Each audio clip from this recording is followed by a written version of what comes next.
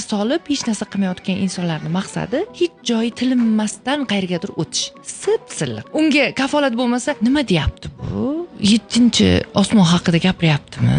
Gapirishi boshqachami deb muhokama qilaveradi. Aslida unga silliq kafolat bermayapman-da. Ozgina sahnaga tush, jang qil deyapman. Tur, issiq o'rningdan tur, qara, olamga deyapman. Bunga yoqmaydi. Keyin titkilashib o'chadi. Aslida unga kafolat kerak. Bizning millatda zo'r yeydigan marketing sehrli narsalarni aytish, uzoqdagi narsani aytish. Bir kunda boyib ketasan desa, xalq birdan yopiriladi. Chunki unga bugun emas, kelajak qiziq yoki bo'lmasa yara qiziq.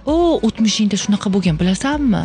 Otang ichkilik bilan kasallanib, jigari kasal bo'lib o'lib ketgan desa, o'shanga qayt. Shu joyda masalani ishlaymiz desa, to'g'ri deb ketadi. Yo yarani kovlab o'tirish qiziq, yoki bo'lmasa sehrli narsani kutib o'tirish qiziq, chem hozir turib harakat qilgandan ko'ra. Chunki ikkalasi ham kafolatda silliq o'tkazishga.